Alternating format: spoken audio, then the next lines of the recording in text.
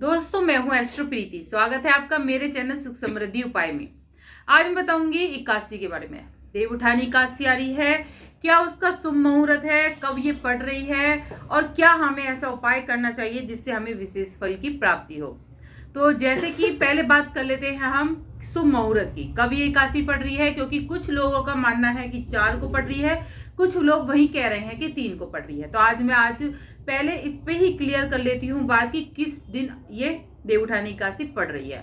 दोस्तों जो देव उठानी एकादशी हो रही है वो शुरू तो हमारी 3 तारीख से शाम को 6:52 से शुरू हो जाएगी, लेकिन जो ये एकादशी का जो वो मनाया जाएगा, विवाह करा जाएगा एकादशी पे तुलसा जी का, और जो शुभ कार्य शुरू होंगे वो 4 तारीख से ही शुरू होंगे। इसलिए 4 तारीख को ही देव उठानी एकादशी पर विवाह भी होंगे सभी, और जितने भी शुभ मुहूर्त है, शुभ काम है, वो हमारे 4 तारीख से शुरू हो जाएंगे।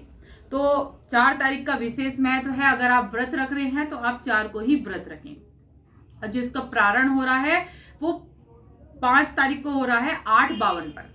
तो आपको इसका प्रारंभ जो करना है व्रत का वो 8:52 तक पहले कर लेना है। दोस्तों अब बात कर लेते हैं देव उठानी एकादशी की। जो हमारे विष्णु भगवान होते हैं वो चतुर्मास यानी कि 4 महीनों के लिए योग निद्रा में चले जाते हैं। तो ये चतुर्मास में जो होते हैं सारे कार्य, जो शुभ कार्य होते हैं वो सभी बंद हो जाते हैं दोस्तों। और ये जो प्रबोधिनी एकादशी आती है, देव उठानी एकादशी आती है, इस पे हमारे जो विष्णु भगवान है वो जागृत होते हैं, योग निद्रा से जागृत होते हैं। जब वो जागृत होते हैं तो सबसे पहले उनका मिलन जो होता है वो तुलसी जी के साथ होता है। इस दिन शालिग्राम जी के साथ तुलसा जी का विवाह रचाया जाता है। बहुत मान्यता है कार्तिक का जो दिन है वो विशेष दिन माना जाता है।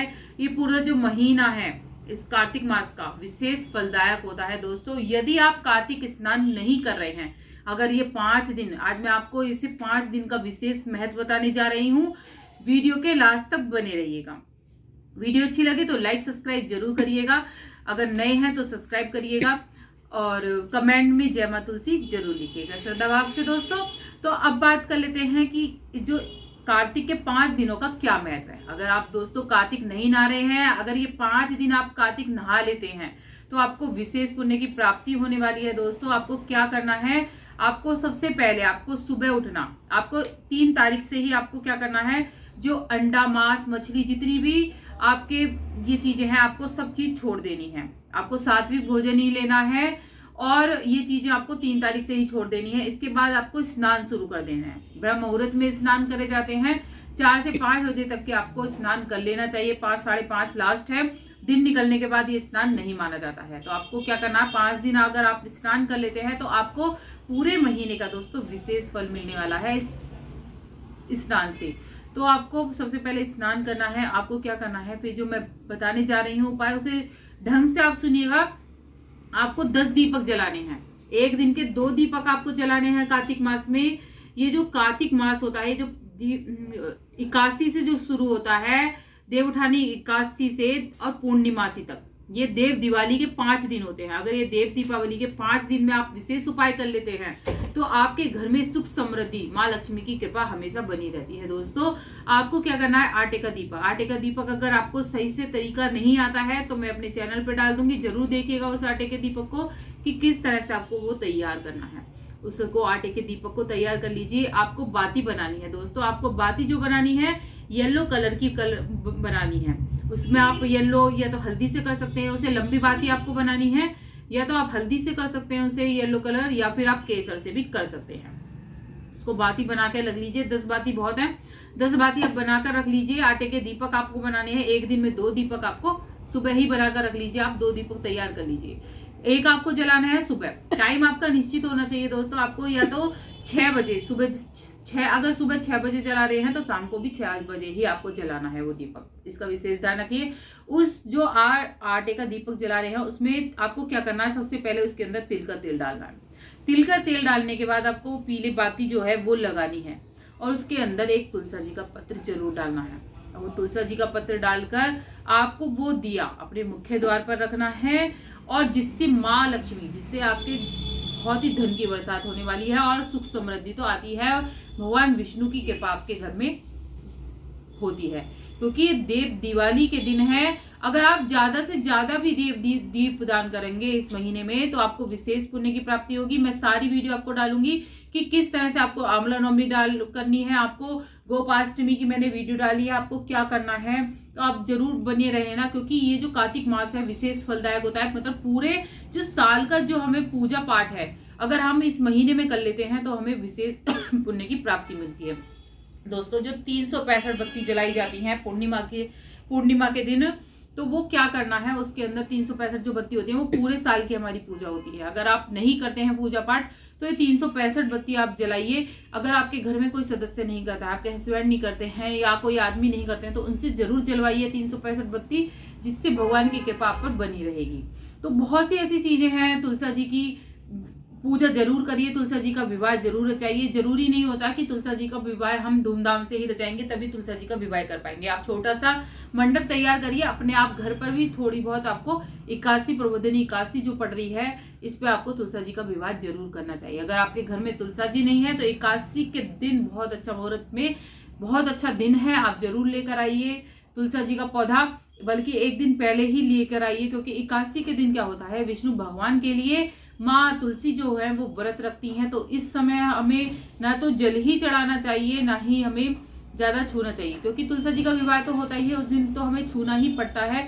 लेकिन जो खरीदने का मौका होता है वो आपको एक दिन पहले ही कर ले तो बहुत ही शुभ माना जाता है। और आपको क्या करना है, आपको दीपक जैसे मैंने बताया तो तुलसा जी डालकर एक तुलसा जी डालकर दीपक जलाना है। और वो दीपक को आपको क्या करना है दोस्तों, आपने एक सुबह जला लिया, एक शाम को जला लिया। अब वो आटे का दीपक अपने घर लेकर आना है, अपने मतलब अपने अंदर लेकर आइए उसे, जो आपने मुख्य द्वार पर जलाया है उसको जो आटे की जो लोई दीपक है उसको अच्छी तरह से मथ लीजिए। मथने के बाद आपको छोटी छोटी लोई बनानी है उसकी, और या तो आप चींटियों को डाल सकते हैं या फिर आप पशु पक्षियों को इसको डाल सकते हैं। आपको इधर उधर वो दिया नहीं फेंकना है। अगर आप ये भी नहीं करना चाहते तो आपके घर के आसपास कोई प्रवाहित करने की जगह है तो वहां पर प्रवाहित कर सकते हैं। याद रखें, गंदे नालों ऐसी वैसी जगहों पर आपको नहीं प्रवाहित करना है, शुद्ध जगह पर ही आपको प्रवाहित करनी है वो चीज दिए को। अब ऐसे ही आपको 5 दिन तक इस तरह से ही दिए जलाने हैं। 5 दिन तक आप दिए जलाइए। अगर आप स्नान भी नहीं कर रहे हैं ब्रह्म मुहूर्त में तो 5 दिन आप अगर दिए जला ले रहे हैं तो आपको विशेष फल की प्राप्ति होती है। देव उठानी एकादशी जो आ रही है, आपको एक विशेष उपाय और करना है। आपको क्या करना है, देव उठानी एकादशी पर तुलसी माता को बहुत ही ज्यादा ये समर्पित होती है, तो 108 बत्ती आप जरूर जलाइए, इससे आपको विशेष पुण्य की प्राप्ति होती है। 108 बत्ती जलाई जाती है तुलसी माता की, तो वो जो जलाई जाएंगी वो 81 वाले दिन ही जलाई जाएंगी, तो जरूर जलाइए। 81 वाले दिन आपको बहुत विशेष उपाय मैंने ये बताए हैं, आपको जरूर करने चाहिए, जो विष्णु भगवान को बहुत ही प्रिय है माँ तुलसी। दोस्तों, इसके बाद आपको क्या करना है, जो मैंने तुलसा जी के पत्ते कही है वो आपको उठाकर रख लेने हैं।